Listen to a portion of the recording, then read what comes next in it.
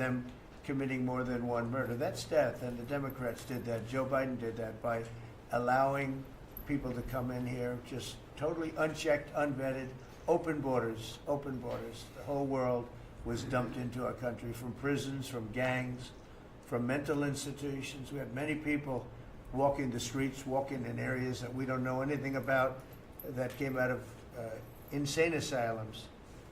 They released their insane asylum, the insane asylum population into our country, and it's amazing the job that you and Tom Homan are doing, by the way, on that. But we have to get them out, and we have no choice. We have to get them out, and we are getting them out.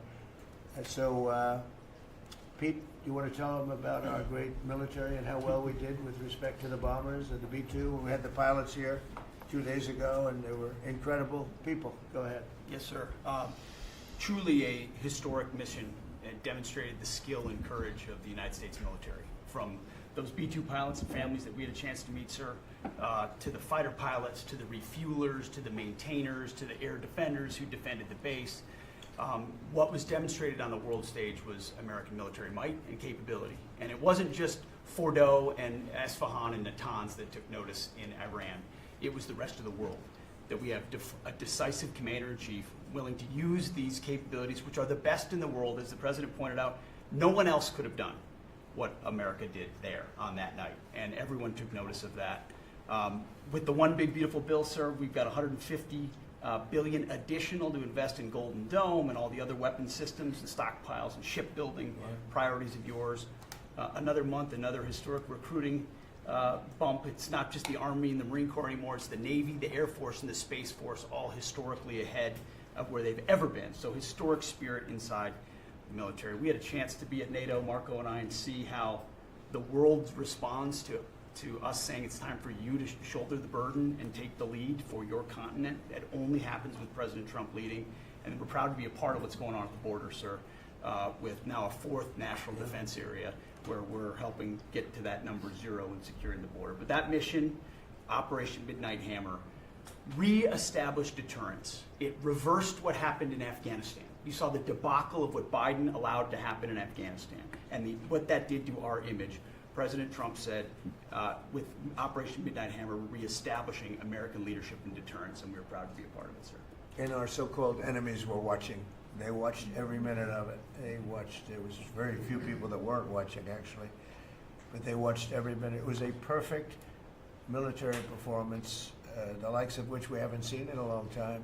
I mean, if you compare that to the same country, the hostages from years ago, Jimmy Carter, it was unfortunate for Jimmy Carter. He was a nice man, but with the helicopters going down, the sandstorms, the prisoners, they got captured, then the election and the prisoners and Reagan and all the problems. It was nothing but problems. And that was a failure. And ours was not only the pilots. I mean, those machines flew for 37 straight hours. They didn't stop. They went skedaddle. You know the word skedaddle? It means skedaddle. They dropped the bombs, and somebody said, skedaddle. Let's get the hell out of here.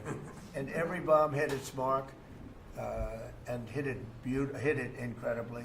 And as you know, the Atomic Energy Commission said it's gone. That place is gone. We had a lot of fake reporting, mostly from CNN, where the scammer writer, a writer for CNN, who should be fired, by the way, she was involved with the 51 fake intelligence agents, if you remember that. She did that story, created a story out of it. She created a story out of the laptop from hell, saying it came from Russia, but it actually came from Hunter Biden's bedroom, or worse. Just a scammer, and she's still at CNN, which is pretty amazing. But we'll ask you a question about her. But they came up with this concept that maybe the attack wasn't that good. Maybe it, and I saw it happen right after the attack. I saw this person on CNN. I like to watch the enemy. You learn from the enemy. And I watch, because you have to know where they're coming from. And I watched her say, Anderson, you know, I'm hearing stories that maybe they didn't hit their target. Maybe it wasn't that good a hit. And they were hearing stories. The next day it was a little more, and the next day a little more. After 3-4 days, she was saying, you know, I don't know. I don't think it was that. Except by that time, everybody knew it was hit perfectly. The evidence is in the planes. The pilots are their best evidence. But they actually came out of their plane because they were here the other day and they said, it was so sad. We did such a good job. We flew into very dangerous airspace. I'll never forget, we were in the Situation Room and they said they have entered Iranian airspace, and everyone took a deep breath because they had more missiles pointed at them, but the equipment is so good, it's stealth, way up in the air, and it was stealth, and they went right through that, and they sort of, by the time they found out they were there, they were already gone. That was the word skedaddle, get the hell out of here. But they were right in the most dangerous airspace in the world, and they took those big, beautiful, very fast, they're unbelievable planes. I mean, they become really beautiful works of art. I always thought they sort of were cool, but now they look better than just cool, don't they, huh? But they dropped the loads, and literally they would hit, if you look at this table, from here to there, they had a half a refrigerator door is the way to best explain it. Take a refrigerator door, average size, cut it in half. That was their target. They hit every single one. Then we had 30 missiles, Tomahawk, shot from submarines 300 miles away. Every one of them hit their target. It was a perfect mission. Then they came back, almost 37 hours. Every plane worked perfectly. The mechanics were here too. I said, you got to get the mechanics here. We didn't have any problems. If you remember, they had a lot of problems with the helicopters, but they did fly through a dust storm, which they shouldn't have done. Sometimes you say, let's go back and try it on a nicer day. Dust and sand don't work well with helicopters if you know much about helicopters, but that was a horrible embarrassment to us. Then we had Afghanistan, which I think was the most embarrassing moment in the history of our country, and we would have gotten out. I was the one that got them down. I would have kept Bagram, the big air base, which right now is controlled by China, among the most powerful runways in the world, thick with concrete and steel. Anything could land, and right now they were 1 hour away from where China makes its nuclear weapons. I was keeping it. Outside of that, we were leaving, and I would have been out faster than them, but we would have gotten out with strength and dignity. Instead, that was the most botched up mess I've ever seen. They left all that equipment behind, and every year they have a parade running down some third-rate street with the equipment. It's supposed to be Fifth Avenue. It doesn't work. But with all that equipment that they left, they should have taken every ounce of it. I was taking every ounce. I said every screw, every bolt, every nail you take out of there.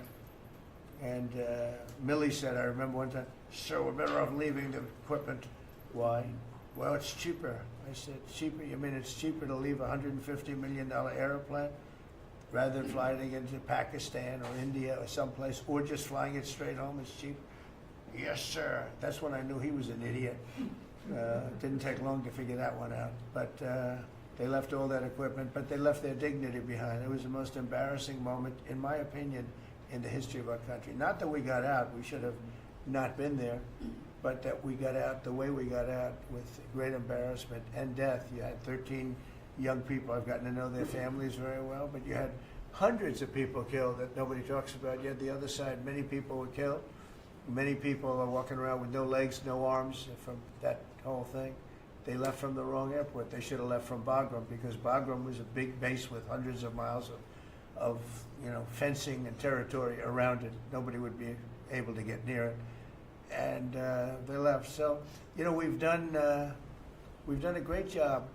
And I think people are really starting to see it. They're starting to appreciate it. Pete's done fantastically. That mission was a work of art. And I have spoken to some of our perceived, I don't know if they're enemies, but they're perceived as being potential enemies. And they essentially said the same thing. Very impressive.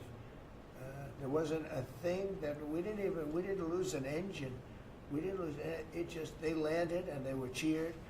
But the sad thing was they were cheered, and one of the pilots said, we were a little concerned because when we got out, we were told that on television they were reporting that we may have missed our targets. Sir, we hit every target. That's what I do for a living. We hit every target. In fact, when the bombs hit, a yellow haze came over the horizon that I've never seen before. It just lit up the whole horizon, brighter than the sun. It was like looking into the sun. He goes, we hit our target, because you know what that was exploding. And but they were a little downbeat because they listened to that fake CNN reporting and the fake New York Times. They worked together to try and say that it wasn't perfect. They couldn't say they missed. All they could say is maybe it wasn't perfect, and you ought to fire that reporter immediately. You should fire her. Real fake. And so I just want to congratulate those pilots. And you know, a lot of people don't like bringing things like that up. I do. I always like confronting, because otherwise the public doesn't know that you're a bunch of crooked people. But they know, they've learned, and the media has to straighten out their act. You know, the media is down to 17% approval. You got to do a little better than that. It's important for the country that you do better. I think they ought to make a lot of changes. I think changes are going to be made to the media, but it's hard to have a really successful country if you have a corrupt media, and we really have a corrupt media, and nobody really knows why. I mean, why would you want to have open borders and criminals pouring into our country? Why would you want to have men playing in women's sports, transgender for everyone? You know, you'll have to figure that out. But some of you don't. I mean, I'm looking at some people, they love the country, but I look at other people and they can't. But we're really proud of our military. It was, and the people that maybe don't like us or want to play games with us, because I think that had you not had the situation in Afghanistan, I don't think Putin would have gone in. I think when Putin looked at how stupid and incompetent that operation was, he said, wow, this might be a chance. And we're dealing with him now too. We're not happy with Putin. I'm not happy with Putin. I can tell you that much right now, because he's killing a lot of people. And a lot of them are his soldiers and their soldiers, mostly. And it's now up to 7,000 a week. And I'm not happy with Putin.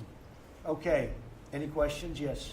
Yes, sir. You just said that you're not happy with Vladimir Putin. Is there anything that you plan to do to act on that feeling of Well, unhappiness? I wouldn't be telling you. Don't we want to have a little surprise? You know, one of the things we did with the attack is that, and you asked that question, I didn't mean to be rude, but I'm going to rude because I'm looking at some of these crooked people up here, so I'm rude, but your question was asked very nicely. But one of the things we did is we went over every fact. We wanted to get every fact straight. We wanted to have the distance straight, the number of pilots straight. Everything had to be correct, because we want to be, this was a very important mission. If we failed on this mission, it was beyond the war that, you know, obviously we had with Iran and Israel, and a lot of hatred, a lot of years and years of hatred, centuries of hatred. People have never seen anything like it. So we wanted to be correct with all our facts. So, you know, what I was doing is just asking, it would be great if the media would be correct with their facts. That's all we ask for. So, go ahead. So finish it up. Oh, yes. Just returning back to Russia, if there's anything that you would signal about your displeasure with them. Well, look, I'm very unhappy with them. There's no reason for this. It's turned out to be tougher, but it's only tougher. And I will say the Ukrainians were brave, but we gave them the best equipment ever made. We gave them the anti-tank busters that knocked out tanks. I mean, you just aim them in the direction of the tank and the tank is gone. We gave them missiles, the latest and the greatest. They were able to shoot down a lot of things that would have normally wiped out. You know, probably would have been a very quick war. It would have been a war that lasted 3-4 days, but they had the benefit of unbelievable equipment. And Europe gave them to. We gave them far more, because Biden shouldn't have done that. He should have equalized. We should have given them the same, or we should have given actually less than Europe. It affects Europe much more than us, but we're in there for over $300 billion. Europe's in there for over $100 billion, but still, Europe gave a lot. And I will say this, the Ukrainians, whether you think it's unfair that we gave all that money or not, they were very brave, because somebody had to operate that stuff. And a lot of people I know wouldn't be operating it. They wouldn't have the courage to do it. So they fought very bravely. But we gave them the best equipment in the world. We make the best military equipment by far. There's nobody close. You look at other equipment from other countries, it's not even close. That's why everybody wants to buy our equipment. And that's why we're going to step up these contractors now that make it. And they're brilliant, but they make it too slowly. And we have to step them up, Pete, and let them make it. at a much higher rate. Unfortunately, we have to do that. But if you look at our Patriots, if you look at our Tomahawks, if you look at our, well, what we do with tanks is, you wouldn't want to be driving a tank. You would feel nice and secure, but they are javelins, they're called. And I gave them the javelins. Remember they said Trump gave the javelins and Obama gave them sheets, right? They called Obama at that time. Barack Hussein Obama, if you haven't heard, did a terrible job. But that was a war that should have never happened, and a lot of people are dying, and it should end. And I don't know, we get a lot of bullshit thrown at us by Putin, for you want to know the truth. He's very nice all the time, but it turns out to be meaningless. Do you want to sanction him? Lindsey Graham has a sanctions bill on Russia. Do you want him to move I'm looking at it, yeah, no, I'm looking. The Senate is passing and passed a very, very tough sanctions bill. Yeah, I'm looking at it. And you'd sign that? It's an optional bill. It's totally at my option. They pass it totally at my option, and to terminate totally at my option. And I'm looking at it very strongly. Yesterday you said you want to send more weapons. Go ahead, please. The Council of Economic Advisors released a new report saying that imported goods have actually decreased in price from December I know, it's not through March. amazing. Well, my question is, With the Fed chairman, tariffs. well, the Fed chairman keeps saying that tariffs are going to cause price increases. Are we Are the sure? prices just not Chairman passed of the through Fed? yet? Yes, exactly. Are the You prices, do a better job than him. are the prices just not passed through yet? No, I think what's happening is everything's evening out. You know, when we charge, see, what people don't understand, the other countries have been charged, almost every country charges us tariffs. We had deficits with everybody for years, for decades. And we were like this big monolith that made bad deals with everybody. We rebuilt South Korea and we stayed there. It's okay, we rebuilt it and we stayed there. And they pay us very little for the military. I got them to pay billions of dollars, and Biden then canceled it when he came in. I said to South Korea, as an example, we give you free military, essentially, very little. And I think you should pay us $10 billion a year. And they went crazy. But they agreed to 3. So I got 3 with a phone call. And I was satisfied. I said, but next year we have to talk. And then we had a rigged election, and we never got to talk. And you know what Biden did? They probably went to him and they said, listen, Trump treated us terribly, and we shouldn't be paying anything, and he cut it down to nothing. So that's what happens. It's ridiculous. That's the other thing. We're talking to countries about contributing to the military, not only just paying more in NATO, but contributing. We have 45,000 soldiers in South Korea. We have 45,000 soldiers in Germany, 52,000 actually. And that's a huge economic development for them. That's tremendous amount. That's like having a city. That's tremendous money for them, and it's a tremendous loss for us. So we're talking, in a very nice way, we're talking to them about it. It's very unfair. We supply the militaries to many very successful countries. I mean, South Korea is making a lot of money, and they're very good. They're very good, but, they should be paying for their own military. President Trump, can I ask you a question about Jerome Powell as well? And then a question to the Attorney question General. about what? Jerome Powell, and then I have a question for the Attorney General. Jerome Powell, who you've been pressuring to lower interest rates, he's facing accusations of lying to Congress, which is a potential crime about the Well, opulent. then he should resign immediately. We should get somebody in there that's going to lower interest rates. Do you want congressional Why don't Republicans you to call look for into- his resignation? Do you want congressional Republicans to investigate and It's pursue okay and with punish? me. I think he's terrible. I think, look, we're paying, I call him Too Late. T-O-O, Too Late, like Too Tall Jones for the Dallas Cowboys, right? Too late. He's always late. But he wasn't late with Biden before the election. He was cutting him like crazy. It didn't help too much, did it? But he was cutting him like crazy before the election with Kamala and Biden. He was trying to get them in, I guess. I don't know. He was recommended by somebody that worked for me. I like you better. If I could ask the Attorney General a question too, President. Sure. Your memo and release yesterday on Jeffrey Epstein, it left some lingering mysteries. One of the biggest ones is whether he ever worked for a American or foreign intelligence agency. The former Labor Secretary, who was Miami U.S. Attorney Alex Acosta, he allegedly said that he did work for an intelligence agency. So could you resolve whether or not he did, and also could you say why there was a minute missing from the jailhouse tape on the native staff. Yeah, sure. If Hey, I Pam, could, could I just interrupt for Sure. 1 second? Are you still talking about Jeffrey Epstein? This guy's been talked about for years. You're asking, we have Texas, we have this, we have all of the things. And are people still talking about this guy, this creep? That is unbelievable. Do you want to waste the time and do you feel like answering? I don't mind answering. I mean, I can't believe you're asking a question on Epstein at a time like this where we're having some of the greatest success and also tragedy with what happened in Texas. It just seems like a desecration, but you go ahead. Sure. First, to back up on that, in February, I did an interview on Fox, and it's been getting a lot of attention because I said, I was asked a question about the client list, and my response was, it's sitting on my desk to be reviewed, meaning the file along with the JFK, MLK files as well. That's what I meant by that. Also, to the tens of thousands of video, they turned out to be child porn downloaded by that disgusting Jeffrey Epstein. Child porn is what they were. Never going to be released, never going to see the light of day.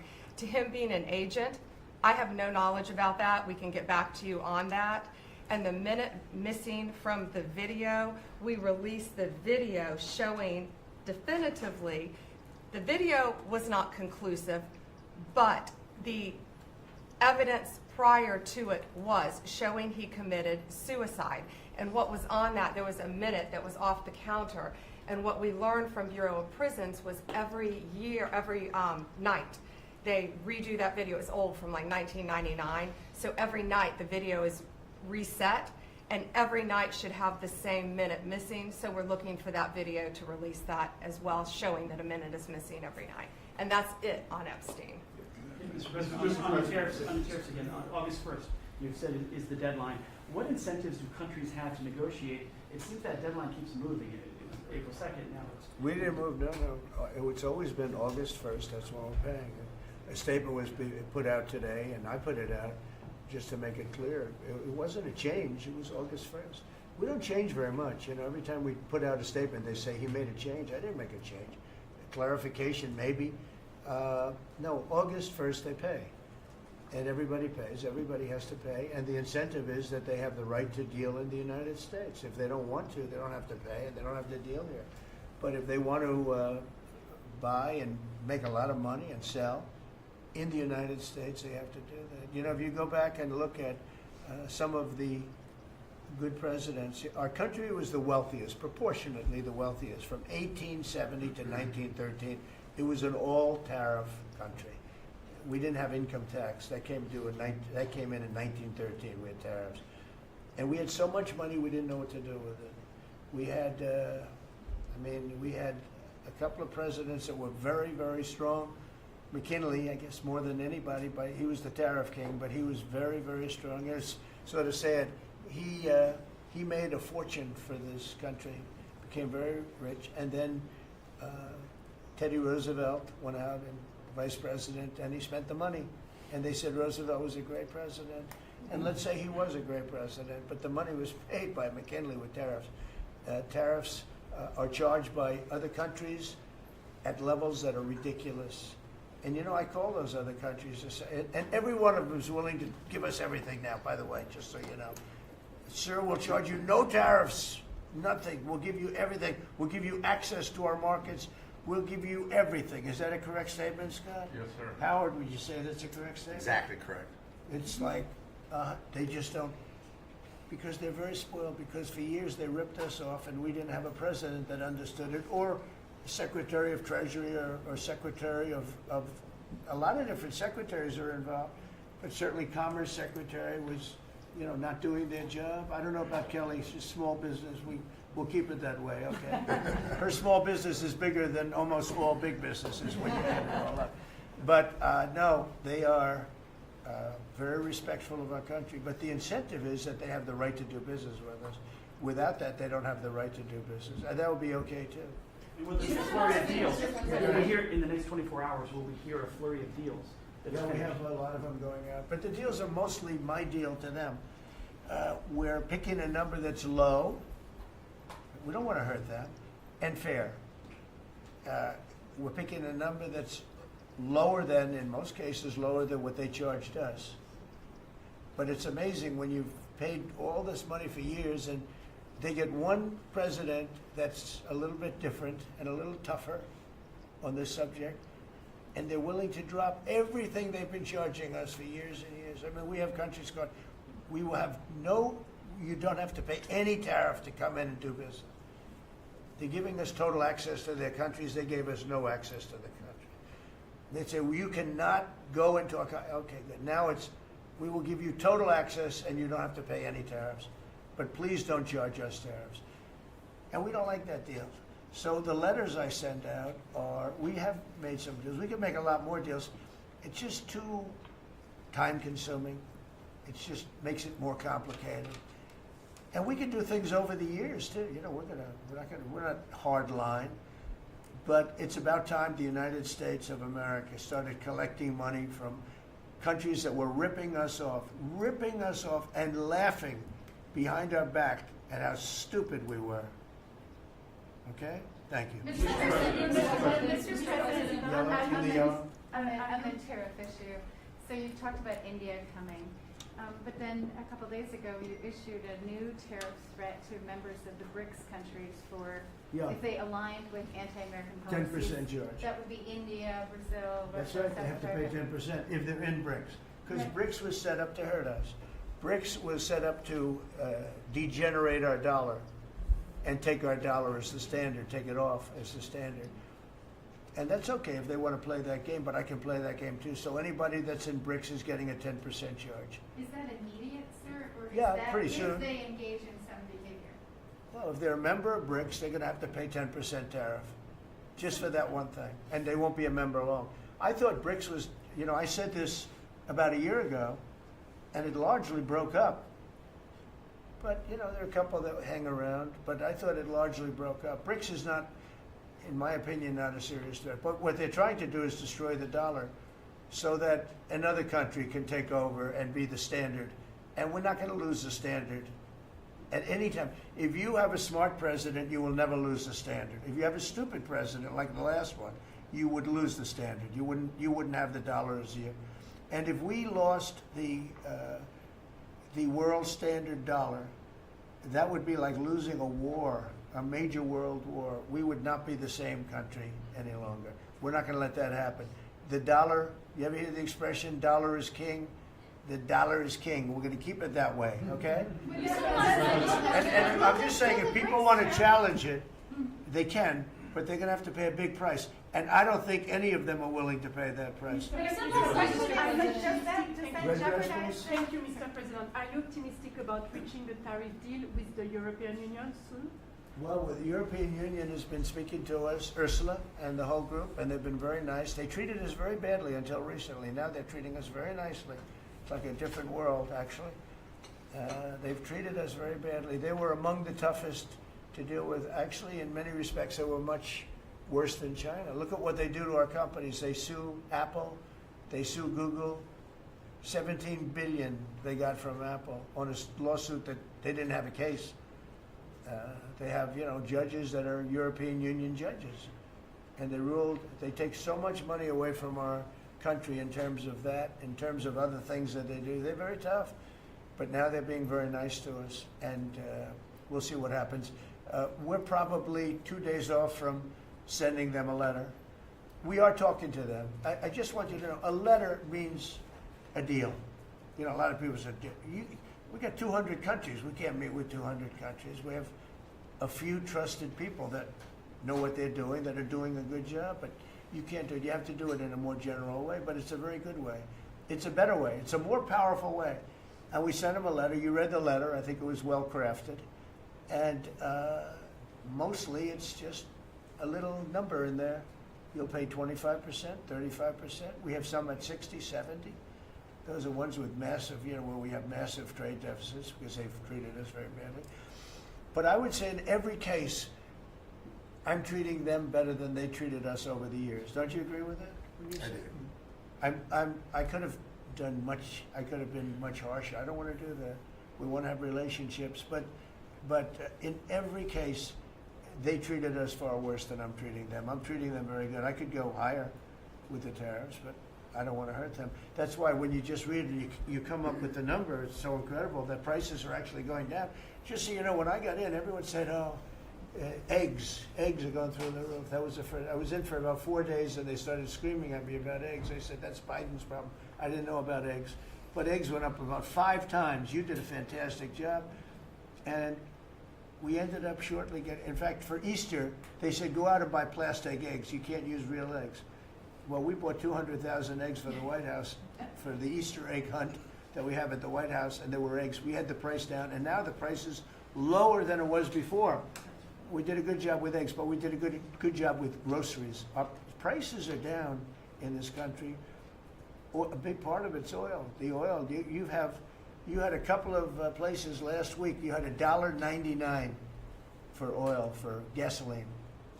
Nobody thought they'd see that. I want to get it lower if I can, but we've done a good job. You've done a very good job. Do you want to say a couple of words about that, you and Chris, about what's happening with energy? Well, absolutely, but I would say on the pricing side, President Trump, the fact that you've endorsed and supported a policy of energy dominance, that sends a signal to the market that we're going to have more supply.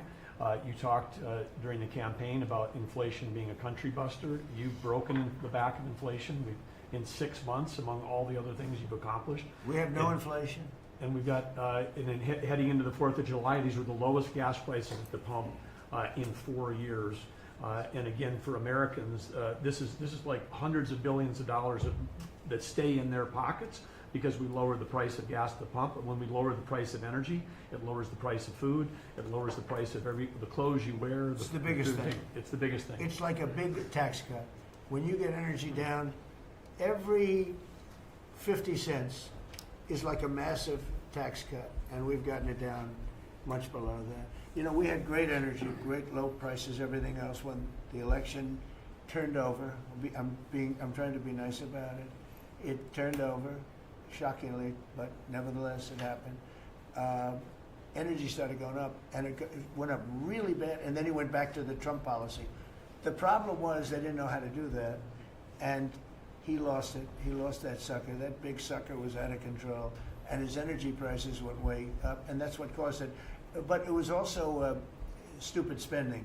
They spent money like, they used to use the term drunken sailors, but I won't use that term.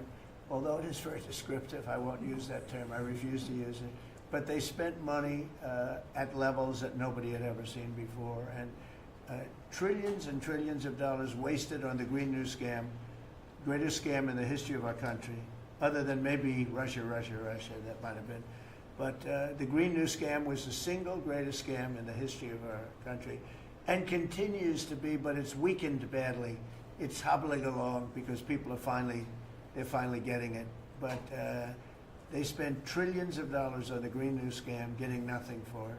Devised by a couple of young people that weren't even good college students, you know?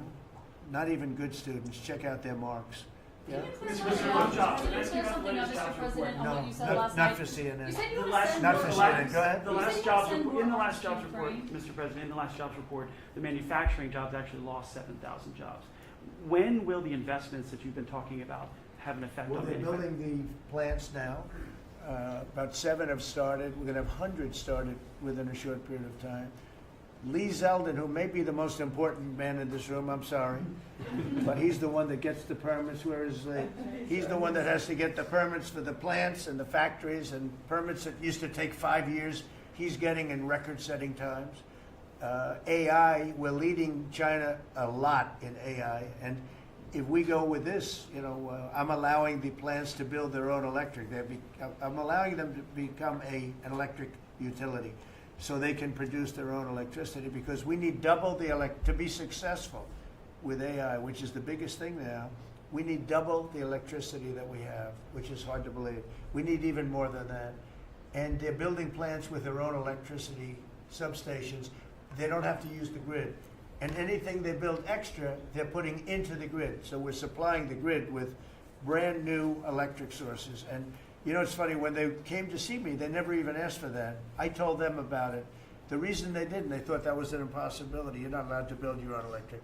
These are massive investments that are being made in building electricity for their plants. And they're going to have, I think, Doug, a lot of electricity left over. And that electricity is going to be passed into the grid and give us no more, like you look at California, they have blackouts and brownouts every week. They're totally out of control. They have a really incompetent governor. Where's Chris? Is he here? Do you want to speak to the subject? Yeah, I think a huge thing in the One Big Beautiful Bill, Mr. President, because of your leadership, is the ending of these subsidies, as you call them, the Green New Scam. That saves our country $500 billion over the next 10 years. But American taxpayers were paying twice. They were paying that money, $500 billion in the subsidies, and they were paying more expensive electricity price. If you subsidize something, you should at least lower the cost of it. But in this case, we were subsidizing something and paying more for it. So the One Big Beautiful Bill had two huge things: ending wasteful spending. Wind, solar, and batteries combined are 3% of U.S. total primary energy. 3% for $1 trillion, another $500 billion coming. That's just not a good investment, hurting our businesses, hurting our consumers. And the One Big Beautiful Bill also unshackled oil, gas, and coal development in the United States, onshore and offshore. Secretary Burgum has been working tirelessly on how, by getting the government out of the way, private businesses will develop more resources in the United States, lowering costs for American consumers and making much better leverage for the United States to help our allies abroad and reduce the power of our adversaries abroad. So just a huge win on the energy front all around, and I thank you for your leadership. We're setting records now on energy, and there'll be nothing compared to what they'll be in about a year from now. But we're setting records, and wind is a very expensive form of energy. It's very bad for your beautiful surroundings, the plains and the valleys, and the birds are dying all over the place. The whole thing is a disaster. They're almost exclusively made in China. Not that I have anything against China, because I don't have a great relationship with President Xi, but I asked him, how many wind farms do you have? He makes them, but they don't have a lot of wind farms, I'll tell you, very, very few. And wind is tremendously expensive and is very ugly. And if you own a house that's inside of a windmill, your house is worth less than half. And you hear noises. And interestingly, in New England, you probably read, where for 50 years they had 2 wells washed up. 50 years. And last summer, they had 14 washed up. Now, I'm not saying that's the wind farm that was built, but maybe it is, right? Probably is. It's tremendously expensive, and it can only be done with subsidy. I know a man that's in that business, and one of the biggest in the world actually runs a company that builds these stupid windmills. And he said, I hate the business because it's the only energy where you need subsidy. He said, energy shouldn't need subsidy. You should make money with energy. So wind. The other one is the solar, those big solar fields. They're taking our farmland. Our farmers are like mortified by it. They hate it. It's very, very inefficient and very ugly too. Probably better than a windmill, but you go around and you see all these things that are 3 miles long by 3 miles wide, and you say, what the hell is that? And it's a lot of plastic from China. It's plastic, black plastic from China. Now, we want to be smart. We're going with, look, China right now is building 58 coal-fired plants, 58, big ones. They have 62 on the books to build.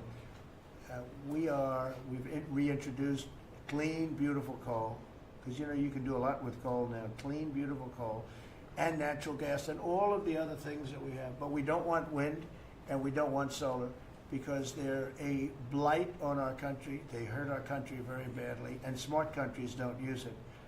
Solar sounds good, I will say, and I like, on occasion, you'll see a roof which is made of solar brick, but it's a smaller use. We need the kind of thing that's going to fire up our plants, and it's not going to be wind, that is very intermittent, as you probably know. But they've spent a fortune. They've spent trillions of dollars on this stuff.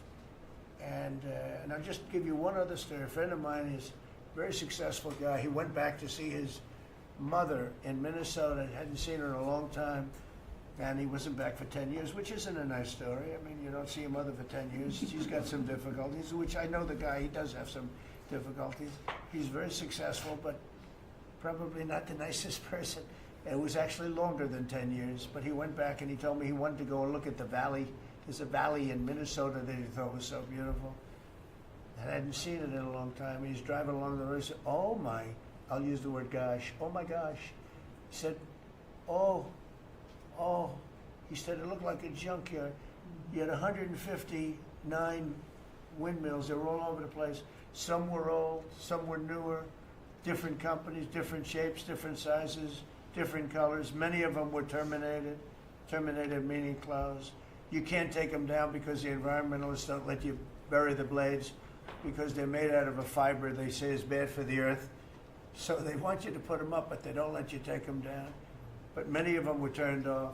He said it looked like a junkyard. Go to Palm Springs, California, and take a look at that pile of junk. And you go into a wealthy neighborhood. Before you get there, you have to ride through hundreds of windmills that are, most of them are turned off. They're rotting, they're rusting, they're 30 years old, 20 years old, and they have a very short life. You know, those windmills have a very short life, especially the ones that are in the nice salty Atlantic Ocean and Pacific Ocean where the salt just gets under that steel and decimates it.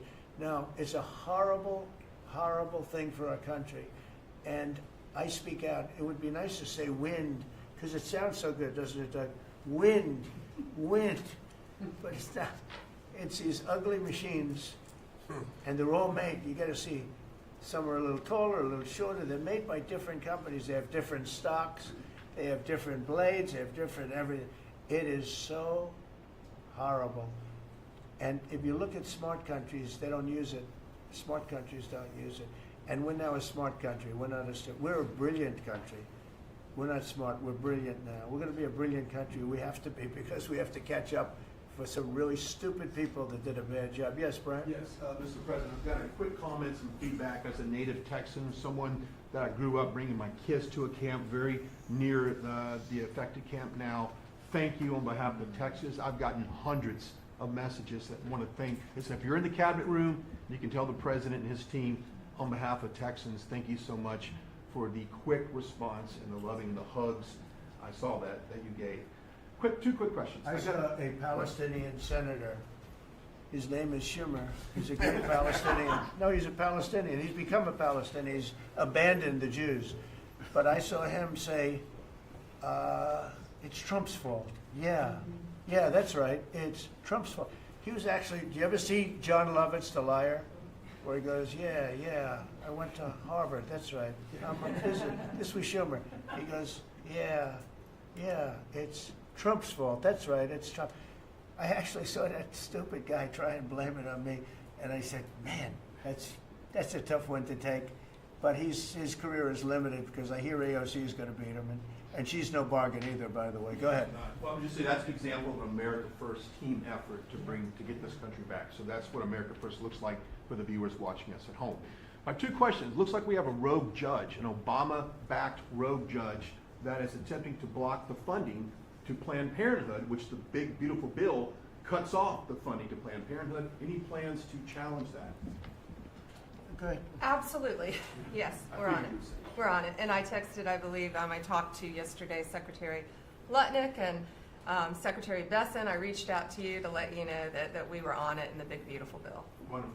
And then my I second... let her handle that question. You notice? I said, go ahead, handle that question. Toss it to her. Then my second question was Secretary Rollins. You did an amazing press conference today in front of the Department of Agriculture. You talked about the Farm Act and the need to get China out of our country, owning farmland. For the viewers at home that might have missed that, can you recap what that means to national security, to making sure we can grow our own food? Well, thank you, Brian, sir, if you don't mind. Yes, this morning Secretary Hegseth, Secretary Noem, and Attorney General Bondi and I had a press conference at the USDA. I just happened to have a chart in case it came up, but obviously the Chinese owning of farmland in our country is a massive national security issue. And for the media, you can see the yellow is where all of the farms have been purchased over the last number of years, and the red is around all of the military bases where that farmland has been purchased. So this is a massive national security issue. The press conference this morning included 3 of our greatest governors as well, Sarah Sanders from Arkansas, Jim Pillen from Nebraska, and Bill Lee from Tennessee. The states have begun taking a leadership role to ban the purchasing of China farmland. Obviously, Congress needs to step up and catch up, and we're going to be working alongside of them as well. We had some of our members, great members of Congress there, but it is time, and I think that this morning was symbolic of many things. The first of this administration working every day to effectuate President Trump's leadership and unequivocal support of America first. But second, just how close we are as a cabinet. I don't know in any other administration that you'd have 4 cabinet members at the USDA on a Tuesday morning when it's about 110 degrees outside with the sun beating down on us talking about, sir, your vision. So I think it was a great day. It was just the start. There's an executive order coming and some other things coming behind that. But protecting America's farms isn't just about protecting our farmers. It's also about national security. So that's what we discussed this morning. I do want to say that I think we have had a really good relationship with China lately, and we're getting along with them very well. They've been very fair on our trade deal, honestly, and I hope we're going to have a great relationship.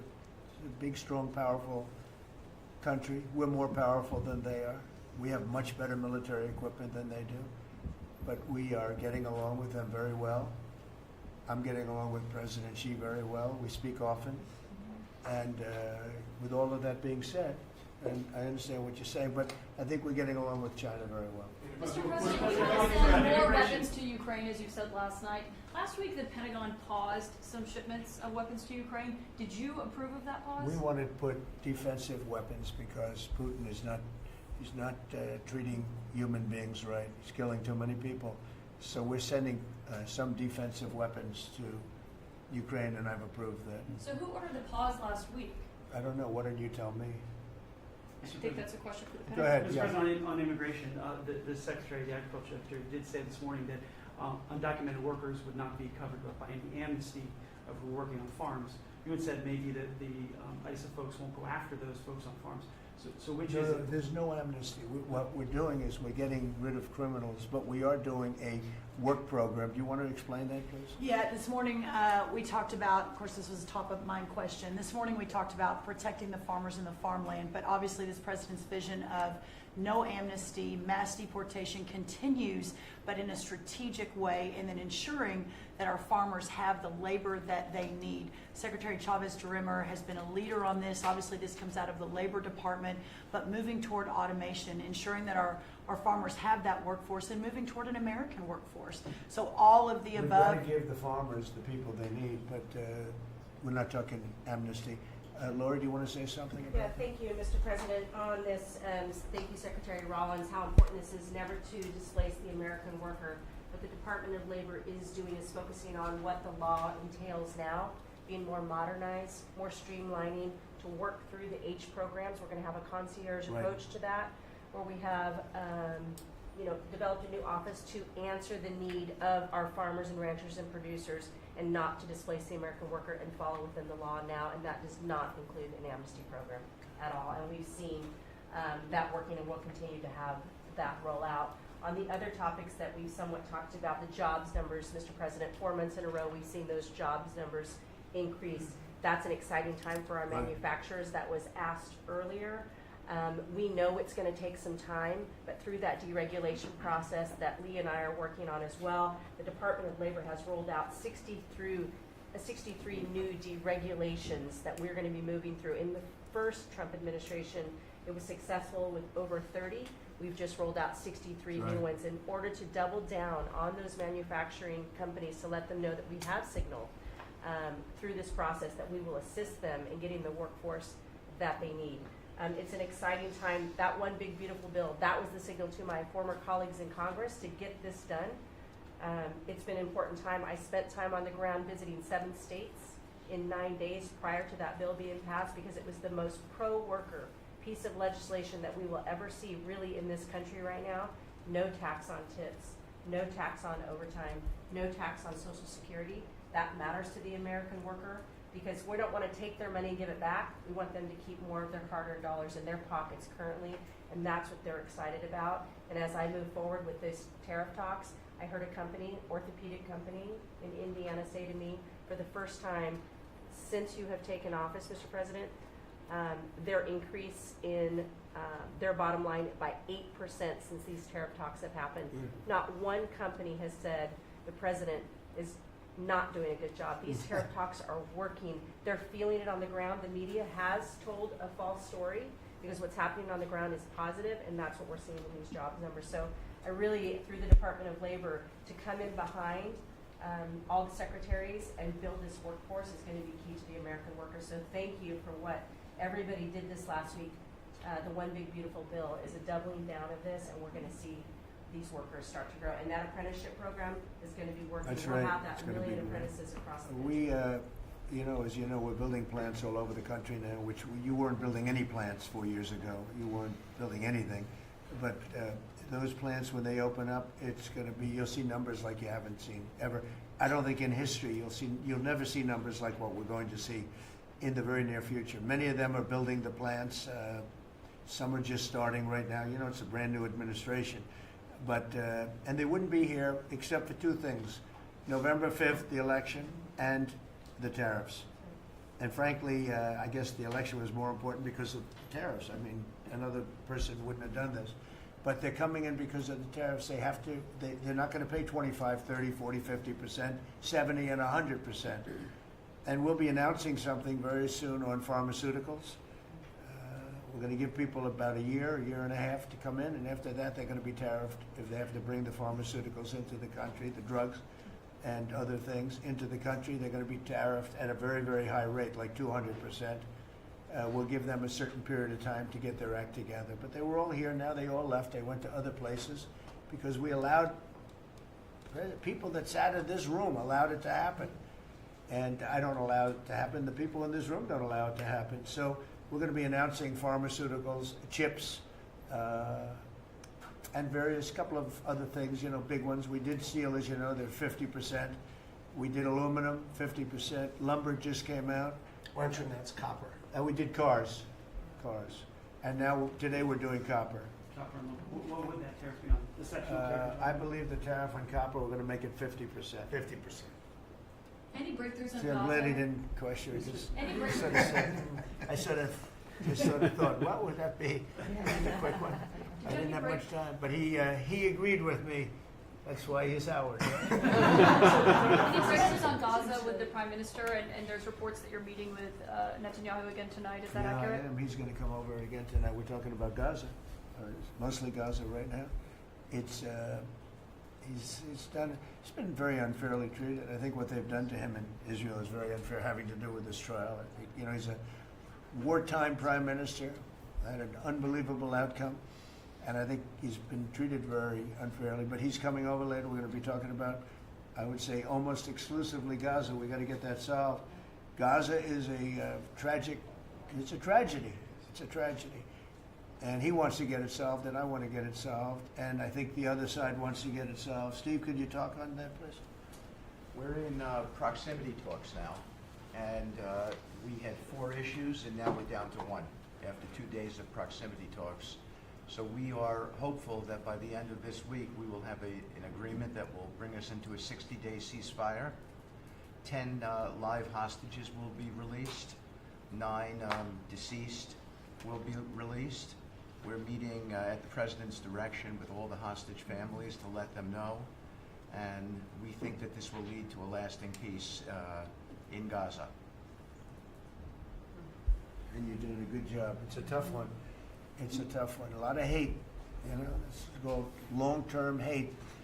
But we think we're going to have it solved pretty soon, hopefully with a real solution, a solution that's going to be holding up. And can I follow up? This is, I think, the first cabinet meeting since Elon Musk has now been a special government employee, not here anymore. He's now saying he's going to create a third political party. Are you worried about the impact that that could have? No, I think it'll help us. It'll probably help. Third parties have always been good for me. I don't know about Republicans, but for me. Are you second guessing any of the cuts that Doge made? Since you No, described him as off look, the rails. look. the other day? We cut hundreds of billions of dollars with those. We could have done it differently. I would have done it differently a little bit maybe, but it was something that we saved a lot of money. You can always second guess. I guess some of the people in this room maybe would have done it slightly differently, and some would have done it exactly the way it was done. But it was dramatic and it was important, and we found a lot of things like billions of dollars given to people for environmental protection, where they had $100 in the account, like in Atlanta, Stacy. And then you had another one with 20 billion here, and 20 billion here, and 2 billion here, and 15 billion. And Lee, you might want to mention just a couple of those things. We really got because of those. At the Trump EPA, the One Big Beautiful Bill was filled with many big beautiful wins for the taxpayer. It delivered a sledgehammer to the Green New Scam. Billions of dollars rescinded. It's a big deal for the American taxpayer who sees money go through pass-throughs that are filled with self-dealing and conflicts of interest. They see unqualified recipients. They see reduced agency oversight, and they want accountability with their tax dollars, and they got it. In the example of the Stacey Abrams connected NGO, they received $100 in 2023. They got $2 billion in 2024. They had to complete training on how to develop a budget that was put into their grant agreement. They, out of nowhere, started paying a CEO $800,000, a COO $450,000, 22 people making over 150 grand. Out of nowhere, this is tax dollars. So money go through pass-throughs, through other pass-throughs, through other pass-throughs, and we lose oversight over it. And you see that it's going to former Biden officials, it's going to former Obama officials, it's going to Democratic donors. And we're not here saying we want to take money from a left-wing NGO and give it to a right-wing NGO. We want to give it back to the taxpayer. This is about us being good stewards of American tax dollars without any apology or regret. That's why President Trump was elected last November, because there are a whole lot of people who maybe they hadn't voted Republican in a long time. Maybe they didn't even vote for President Trump the first time around in 2016, but they're regretting that vote from 2016, and they were making it right in 2024. So the One Big Beautiful Bill gave us the tools to rescind billions of dollars more. We're seeing hundreds of thousands of dollars that'll get wasted per electric vehicle as an example of this money that was going through it. They gave $50 million to a group called Climate Justice Alliance. They say that climate justice runs through a free Palestine. The Biden EPA gave $50 million to a group that says that climate justice runs through a free Palestine. We say that if you're going to spend $1 in the name of remediating an environmental issue, then spend $1 on remediating an environmental issue. We say that we can protect the environment and grow the economy. We want to help grow more baseload power in this country. So why is it that it took this long for this team to get assembled, to be able to fix the mess that we inherited? But gosh, we love showing up at our jobs every single day, first thing in the morning, because all day long we get things done for the American taxpayer. And Congress did its part last week by passing One Big Beautiful Bill to deliver this accountability and to cut off the Green New Scam. So maybe it's a bad day for Stacey Abrams. Maybe it's a bad day for all those well-connected Democrats getting paid off. But you know what? God bless America. Because at the end of the day, President Trump is here, J.D. Vance is here, and the greatest cabinet ever assembled to deliver that much-needed and highly demanded accountability. Mr. President, That was a very good answer.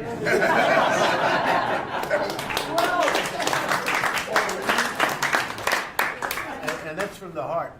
That's from the heart. On Ukraine, the Ukrainians have asked the International Court to go after Russia for using toxic chemicals in the fight. Germany and the Netherlands have had intelligence saying that. What does U.S. intelligence believe, and what do you believe about the use of chemical weapons? And would you agree that that's a case for the court? Well, I'll ask John maybe to discuss it if you'd like, John. Well, Mr. President,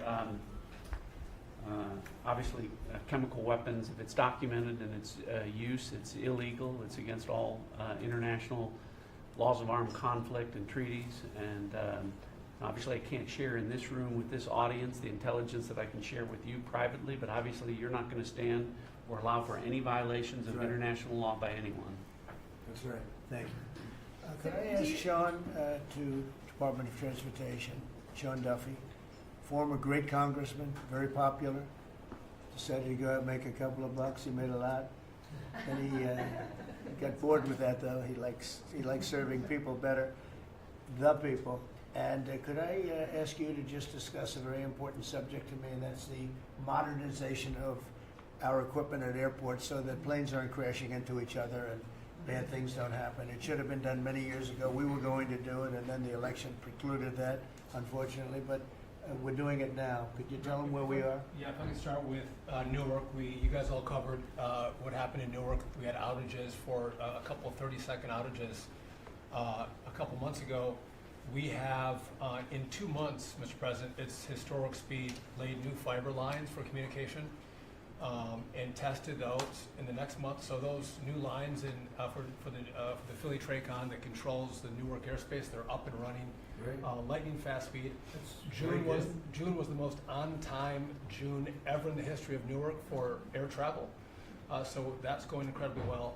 By the way, we shouldn't have dealt with this because Joe Biden and Pete Buttigieg had moved the center from New York to Philadelphia. They didn't test the lines. They didn't do the work, which is what brought us all these problems. But in the big beautiful bill, we got $12.5 billion. This is a historic investment in air traffic control. And so what the money is going to allow us to do is move from copper to fiber all over the country. So new copper lines. We think we can do that in 1.5 to 2 years. We have radar that dates back to the 1950s, some of it from the 60s and 70s.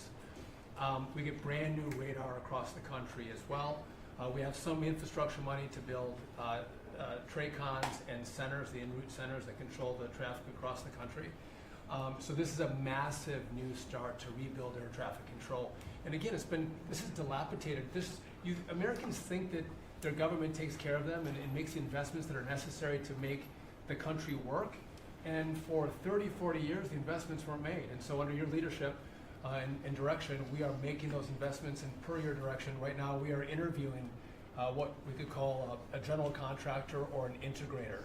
One company to manage. It's a massive project. The FAA is not qualified to manage this kind of a project. So we are now going through the process of finding who that one company will be to manage the whole project. We'll interview those companies together and make that selection. So we'll write one big beautiful check to one beautiful company that'll be responsible for this whole build. But if I can just make one last point, this is not enough money. We're going to need more.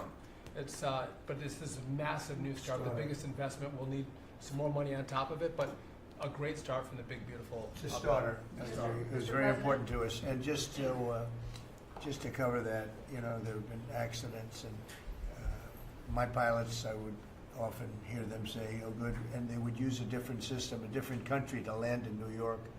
They'd use the radar and other things from a different country. I said, "What's that?"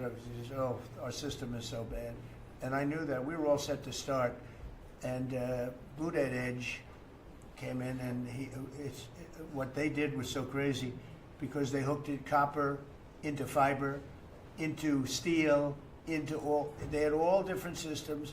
They had hundreds and hundreds of contractors, different contractors for different airports. They spent billions of dollars, and they made the system worse because you can't hook copper into fiber. It doesn't work that way. You just can't do it. It's not doable, but they tried to do it. Didn't work out too well. And in the end, it was just a complete disaster. We want to have one great company. Now, Raytheon's going to bid, IBM's going to bid. We have 5 or 6 bidders that really are good and do this stuff. And we want one, because I know about overruns. I look at the railroad out in California, headed up by one of the worst governors in our country, who I used to get along with actually, but he's just, when you lose 25,000 houses and you would have had your cities burned down. If we didn't step in, Los Angeles would have been burned to the ground. But you look at that, and I said, I really know how to build, and you got to have one guy, one contractor, one great one, whether it's IBM or Raytheon is good, but you have 4 or 5 that are really, really great, and they're all bidding against each other. But you don't want to have one doing the wire and one doing the digging and one doing the demolition and then they're all saying they all blame each other because they're saying they were late and therefore you have to pay me millions of dollars more money. I know the system so well, and we're going to have a great company do the whole thing. We're going to get a fantastic price. Maybe we'll get them, they're very big and very strong, and maybe we'll get them to make a contribution toward it, toward getting it done at the right price. But we're going to have a great system. When we finish, we will have the best system on earth, done by one of the 2 or 3 best companies. There are only a few companies can do this. This is not. But if you would have seen what this other group did, they were going crazy. They had, I heard 3,000 contractors. And then when it all came together, guess what? It didn't work. It's a disaster. So we're going to have in a pretty short period of time, it'll take us about 2 years to build it, and we'll have a contract given out probably over the next couple of months. We have some great bidders, some great companies that want to do the job. You're going to have great air traffic control. Just to make one last point on this. So the last administration signed a contract with an American company to fix the copper to fiber, and that contract was a 15-year contract. The system is failing today, but that's how idiotic and incompetent the last administration was. And under your leadership, we're saying, listen, we don't have time. We don't have 15 years. We don't have 5 years. We have to do it right now. And so the president always talks about on time and on budget. We have embraced that. We are going to be on time and on budget. And by the way, you mentioned a train out in California. Stay tuned for probably give us 5 days and you'll have an answer on what's going to happen with the $4 billion that we potentially have invested on a train that's going to go nowhere. It's going to be $120 billion that'll never connect San Francisco to LA. Again, the last administration wasted so much money on projects that never work. If you're going to have high-speed rail, you're going to invest billions. We should actually have high-speed rail in America, not boondoggles that fund political friends and allies and family They had members. from San Francisco, inside of San Francisco to inside of Los Angeles. Should have never been built because airplanes do it better. And you could drive it. You could drive it. No problem with driving it. The roads aren't even crowded. So they were going to do this. Somebody's idea. Somebody got paid off a lot of money and they started it. It was going to cost a very small amount of money. And it ended up costing literally hundreds of times what the original. And now what they did is they said, well, going into the city is too big a deal.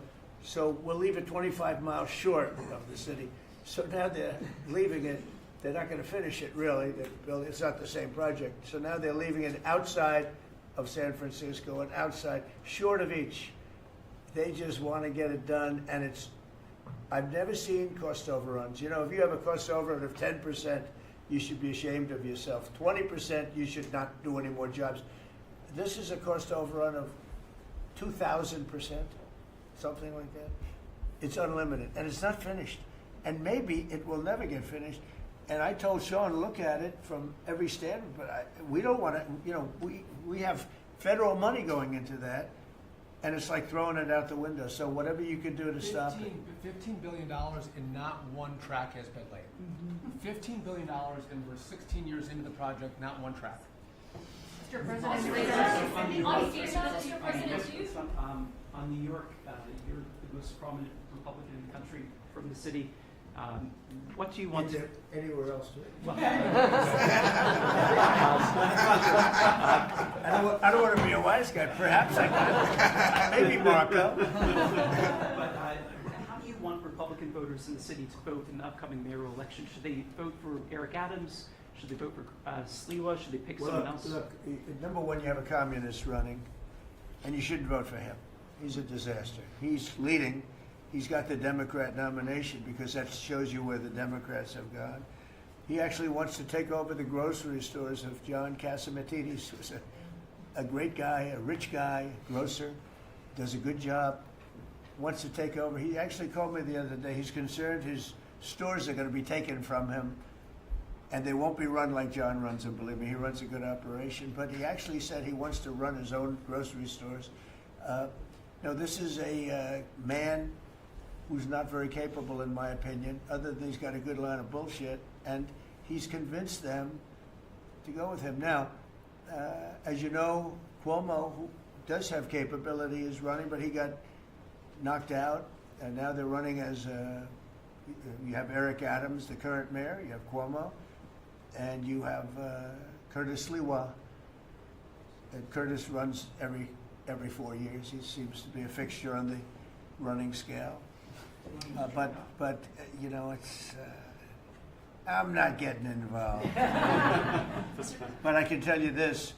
I used to say we will not ever be a socialist country, right? Well, I'll say it again. We're not going to have.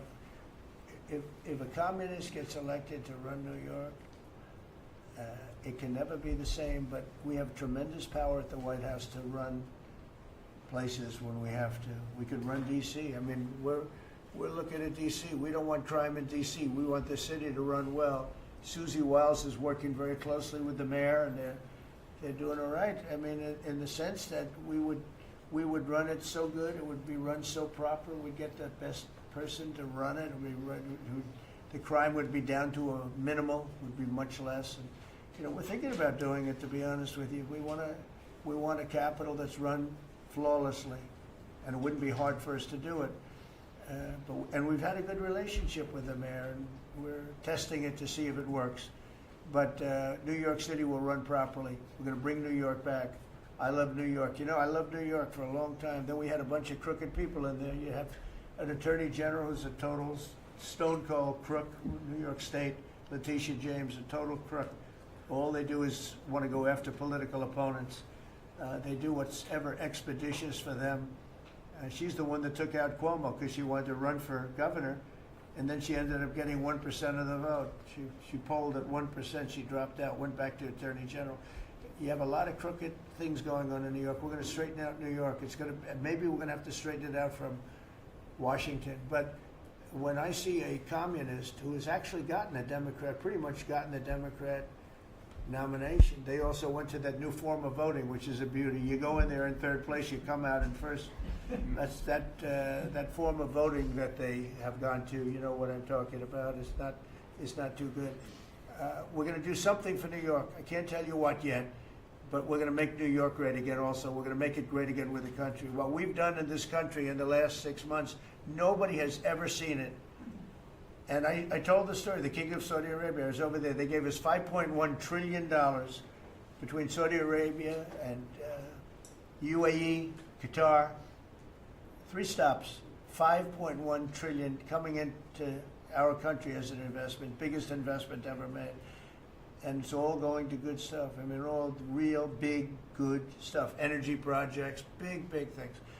But they all 3 told me essentially the same thing. We thought your country was dead, and now you've got the hottest country in the world. We're right now riding the hottest country. We all, and you can all be proud of it. We're in the hottest country. This is the hottest country in the world. There's nobody close. Made hotter by some great pilots and great machines that nobody else has. Those great, big, beautiful machines, they rode those machines right into the toughest territory, and nobody knew what the hell happened. And then they hit their targets perfectly, and it was complete and total obliteration. And that's why that war ended, Steve. They told me that's why the war ended. The war ended when they saw that, it was over. And we're very proud of it. But we have the hottest country in the world right now, from a country that was close to dead. And if I didn't win, if you would have had the other person win, we all know who she is, whether it was she or Biden. They're the same. He may have been more competent than her, and that's hard to believe, right?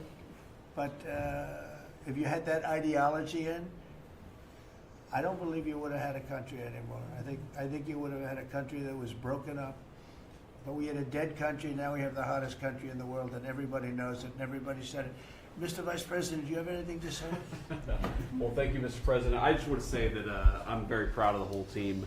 I think everybody has worked together. You see Pete and Marco and Steve working on some of the diplomacy, Christy and Pam working on the border. We just have a really, really solid team, and we've done a lot of good work. And in particular, I want to congratulate the White House staff led by the President on getting the One Big Beautiful Bill passed.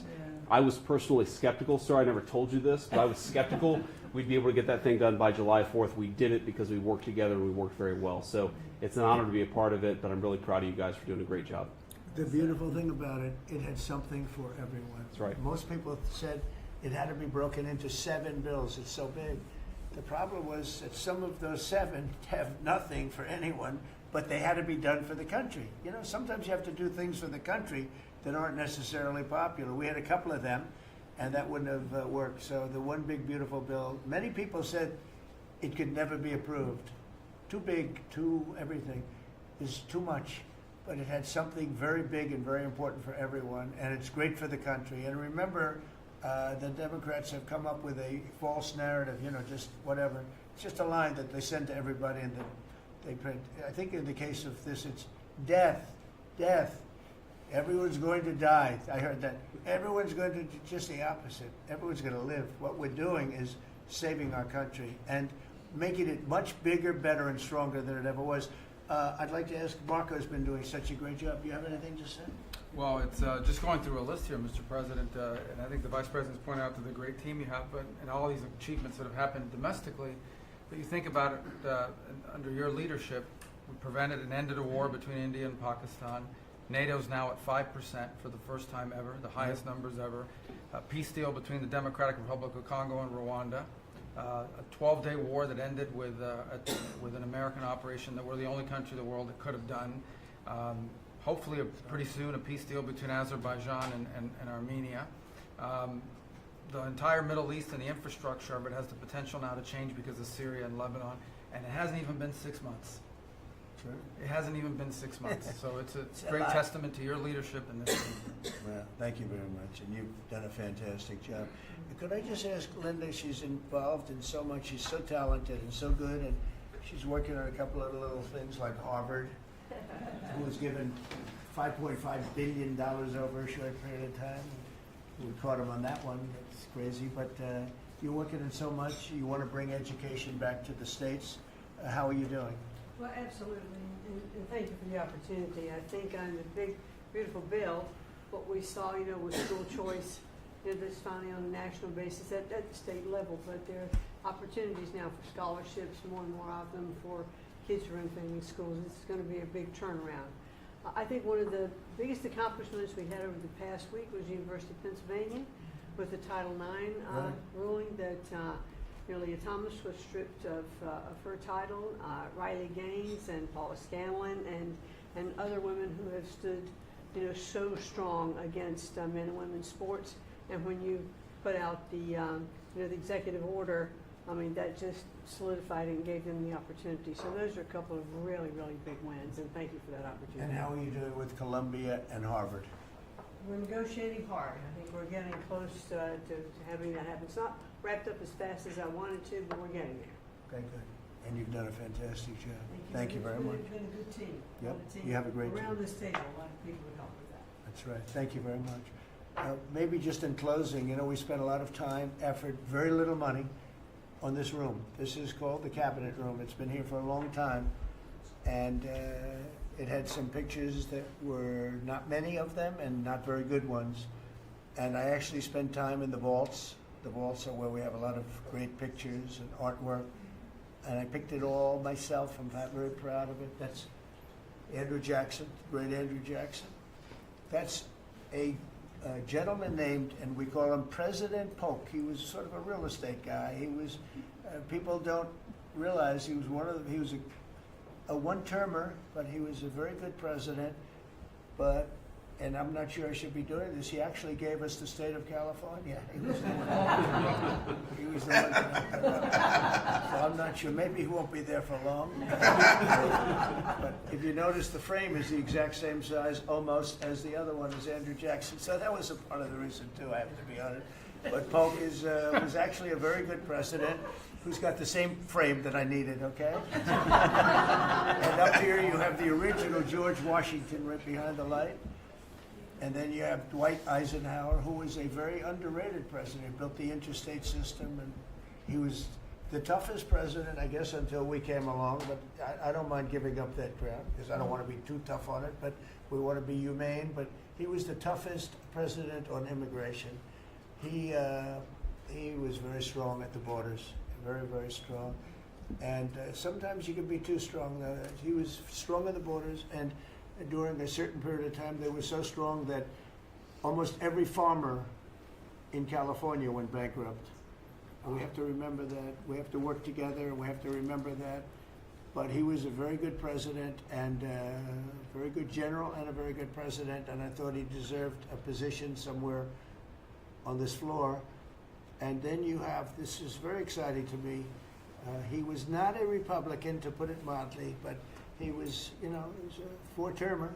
He was Franklin Delano Roosevelt. And if you notice, there were a lot of ramps outside. We have ramp, people say it's an unusual place for a ramp. It was because of him. He was wheelchair bound, but he was an amazing man. It's an amazing portrait, and we used to have him in the room, a different portrait, and it was a terrible portrait. It was almost like it was done by a child. And I used to say, I can't believe that he would have approved of that portrait of himself. And I was in the vaults and looking at things. I said, what's that? And we have some great curators here. We have 6 curators at the White House. They have 2 for paintings, they have them for furniture, they have them for different things. I guess cost is no object. Okay, cost is, maybe I'd have 1, but that's all right. But we have 6, and they're very talented, though. And he said, that's a picture of FDR. I said, really? Let me see it. They took off the wrappings, very well preserved. And I said, that's the picture they've been looking for years. That was the picture of Franklin Delano Roosevelt. And I said, oh, wow. And likewise, that fit, see frame-wise, it just doesn't work. It doesn't work if you have, I want to be nice, but it doesn't work if you have a big frame, a little frame, but it's like perfection. I'm a perfectionist. The mirror was down in the vaults also. I said, where is this from? And it's a very old, very storied mirror, beautiful. We put that up. And then over there is Honest Abe Lincoln. And that picture was in his bedroom. And we thought that this would be a very important place because this is where wars are ended. I'm not going to say wars are declared. I'm going to say wars are ended, okay? We'll be positive. And that's the picture of Abe Lincoln from his bedroom, sat in the bedroom for many, many years. That was his favorite picture of himself. And the Lincoln bedroom's very famous. You remember when Bill Clinton had it and he rented it out to people. Okay? We don't do that. But it's an incredible room. And we took that picture from his bedroom. That's Abe Lincoln. And then over here you have John Adams, and it's they were the first occupants of the White House, 1800. And John Quincy Adams, Mrs. Adams, they were the first occupants. So we have them looking at each other, and in between their stare is Abraham Lincoln trying to make peace. And that picture was in a room that I have that was not important, like the cabinet. I gave it up. I said, I have to give it up because that's one of the greatest pictures of the White House. The White House is tremendous art. And the Oval Office, when we're there, we'll go over that. That's really been something. Then we got the drapes, so we got the whole thing. We got new drapes. We got new, it wasn't a big expense, very, very small. And we took some of the chinaware and silverware and trophyware, they call it, from the vaults, and we had it cleaned up. Hadn't been shined up in 100 years. Some of this has sat in the vaults for over 100 years. Amazing. Over 100 years. Many of the pictures that were put up in the Oval Office as an example, those two as an example. So he was president. They moved in 1800, and he won the election, I believe, in November of 1800, John Quincy Adams. And we thought that would be, he was considered to be a good president, and he was the first occupant of the White House, so it sort of made sense. And I love the frame of those pictures. Look at those frames, I'm a frame person. Sometimes I like frames more than I like the pictures. And we have the flags of the Marines, and Space Force now has its own flag. I'm very proud of Space Force, but the Army, Navy, Air Force, Marines, Space Force, the whole thing. And Coast Guard is right there. You never forget the Coast Guard. They do a great job. So we have the flags throughout the office. And it's really become quite a beautiful place. I don't want to tell this, Marco pointed it out. I was going to leave the clock. So as president, you have the power. If I go into the State Department or Department of Commerce or Treasury, if I see anything that I like, I'm allowed to take it. Do you believe this? So I'm in Marco's, I see this gorgeous clock, grandfather clock, And there it is. I said, Marco. He didn't know about it. I had to read him the rule and regulation. I said, Marco, I love this clock. Look at it. It's beautiful. He said, what clock? I said, the clock that's in the other room is incredible, and nobody gets to see it there. Marco, I tried to talk him into it first, and it sort of worked, and then I had to use a little more. I said, I'd love to take that clock out and put it in the cabinet room. He said, no, are you serious? I said, Marco, I have the right to do it, Marco. And he said, all right, what the hell? So that's his contribution to the cabinet room. But it's, by the way, it's an incredible clock. And, you know, it's an important room. So you may see it again. Maybe we'll move it back someday. Anyway, so that's pretty much it. But it really is great. Here we put out, you know, these lamps have been very important, actually. Whether people love them or not, but if you see pictures like Pearl Harbor and Tora Tora Tora, you see movies about the White House where wars are being discussed, oftentimes they'll show those lamps or something like those lamps, something that looks like them, probably not the reals, because I don't think they were allowed to. This is a very important room. This is a sacred room, and I don't think they made movies from here. You never know what they do. But they were missing medallions. See the medallions on top? They had a chain going into the ceiling, and I said, you can't do that. You have to have a medallion. They said, what's a medallion? I said, I'll show you. And we got some beautiful medallions, and you see them. They were put up there. It makes the lamps look better. So we did these changes, and you know, when you think of it, the cost was almost nothing. We also painted the room a nice color, beige color, and it's been really something.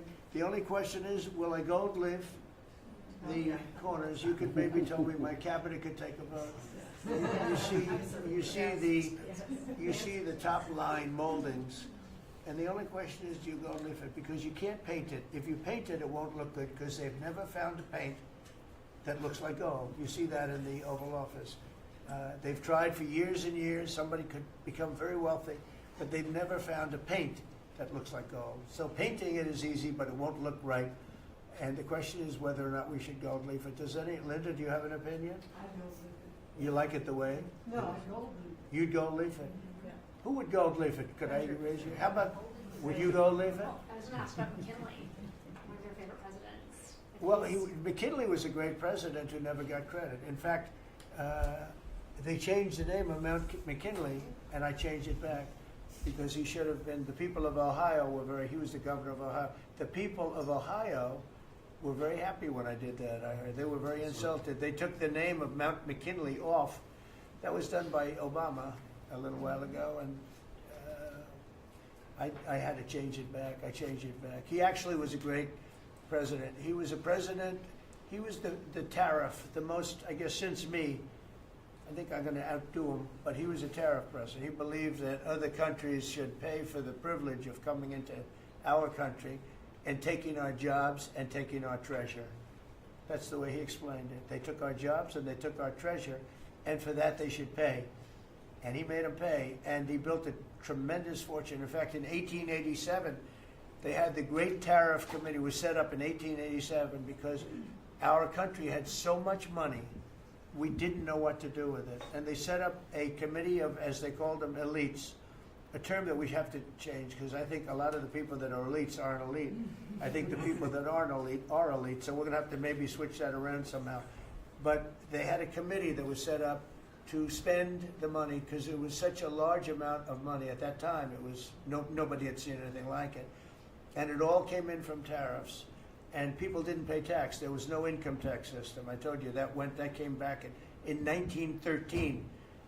That came back and lived well for a while, and then you had the Great Depression, and then later they tried to bring back tariffs, but the whole thing was, this was after the Depression. That was one of the great misconceptions, is people like to say, oh, but it was during the, but no, the country had a Great Depression, and then after the Depression, long after it started, they brought back tariffs to see if they could save it, but it took them really 25 years when you say about 25 years to get out of the Great Depression. A lot of people don't understand that. But I thought it would be interesting for you to get a little view of this room. This is a very important room, very powerful room, great room. And we've done similar, but even beyond this, in the Oval Office. We brought back pictures of some of the great presidents. Many of them were in the vaults for over 100 years. Originals all, beautiful, beautiful things. And rather than sitting in a vault downstairs for 128 years, I thought we should display that, and we did that, I think, in a really good way. We've gotten very high marks, but it's interesting. People walk into that room and they look around the room. They don't even want to talk to me. They could look at it for hours. It's funny, when people come into the Oval Office, it's such an incredible, it's a sacred place. When people come into the Oval, from the biggest people in the world, presidents, prime ministers, kings, queens, one case at least, queens, and the biggest business people in the world, they walk into that office, and they always say, there's no place like this in the whole world in terms of the power. I mean, it's beautiful and all, but there are other beautiful offices. You have businessmen that have offices that are, full floors of office buildings, floor-to-ceiling glass, and they walk in there and they say, there's no place like this anywhere in the world. There's no place. And, it's what it represents, maybe more than the physicality of the room itself. So it's an honor to have you all, media. It's an honor to have you. I just want to say we have a fantastic cabinet. Every one of them is a star in my book. And if they're not, I'll let you know about it. I don't care. I'll throw them to the wolves. I'll throw them to the wolves in 2 seconds, because our country comes first, right? But I just want to thank you all for being here. It's been a lot of fun. Thank you very much, everybody. Thank you. Thank you, press. Thank you, press. Thank you, press. I'll tell you some other time. Thank you. Thank you guys. Yeah, I will. Are we talking about next week or next week? Sunday. I'm going to go. I'll be going to the game. Yeah. I'm going to deliver it. They have it in my office. Yes. You're right. You're giving it up? She's special. Oh, she's special. Yeah, that's-